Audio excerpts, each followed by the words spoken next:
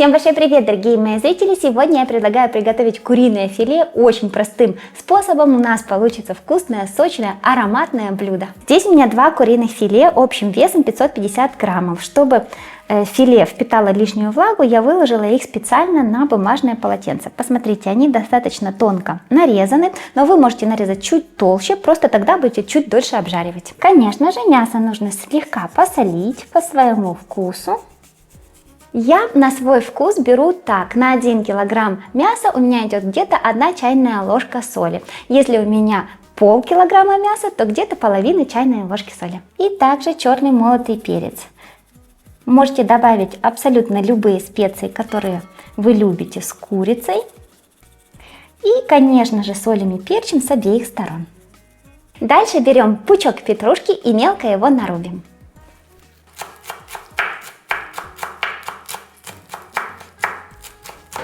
И также измельчаем 2 зубчика чеснока. Можете взять меньше чеснока, можете больше. Все зависит от ваших вкусовых предпочтений. Я всегда сначала раздавливаю чеснок, особенно когда он молодой. Таким образом у нас намного интенсивнее выходит чесночный сок. И он будет его намного проще отдавать куриному мясу в итоге. Теперь перемешаем чеснок с петрушкой. Можно вместо петрушки взять, конечно же, укроп, что вы захотите. Но чеснок идеально сочетается и с петрушкой, и с укропом. Берем сливочное масло. Если сливочное масло у вас комнатной температуры, его можно сразу же перемешать с чесноком и петрушкой. Если оно у вас, как и у меня, из морозильной камеры, ничего страшного, просто нарезаем его на то количество кусочков, сколько у вас куриного филе. У меня здесь 50 граммов сливочного масла, и я нарезаю его на 8 кусочков. 2. Мы все с вами подготовили, приступаем к приготовлению. Берем каждый кусочек куриного филе и обмакиваем его в муке. Остатки муки вот так вот стряхиваем. Вот что у нас получается.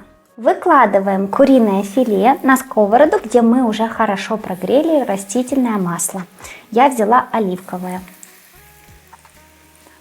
Обжариваем на сильном огне 2-3 минуты до румяной корочки. И вот посмотрите, мясо уже у меня по краям видно, что белое, оно уже хорошо приготовилось. Посмотрите, какое румяное, красивое. Переворачиваем его аккуратно. Так. И на каждый кусочек кладем кусочек сливочного масла. Можно даже вот так вот взять и смазать сливочным маслом. Хорошенечко. Если вы переживаете, чтобы блюдо не было слишком сливочным и жирноватым, то можете взять меньше сливочного масла. Но, как говорится, сливочным маслом куриную грудку никогда не испортишь. И сюда же выкладываем нашу ароматную пасту из чеснока и петрушки. Посмотрите, как красиво и как это легко и быстро можно приготовить. Обжариваем с другой стороны еще 2-3 минуты. Время ориентировочное, потому что все зависит от толщины кусочка самого мяса, а также от того, прогрелись ли у вас кусочки, пока они у вас лежали при комнатной температуре, или же они очень холодные из холодильника. Мой совет: достать их заранее, чтобы они прогрелись, тогда процесс будет быстрее, и вы не пересушите куриное филе. И посмотрите, какая вкуснятина у нас с вами готова. Очень быстро и очень просто. Ароматное, такое красивое и очень вкусное куриное филе. Румяненькое, посмотрите какое. Ну что ж, давайте отрежем шматочек. Посмотрите, какое у нас красивое филе.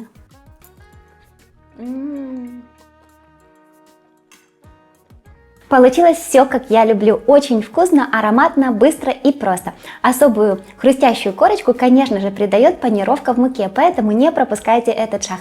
Обязательно приготовьте это легко, просто, быстро и очень-очень вкусно. Всем пока, до новых вкусных рецептов!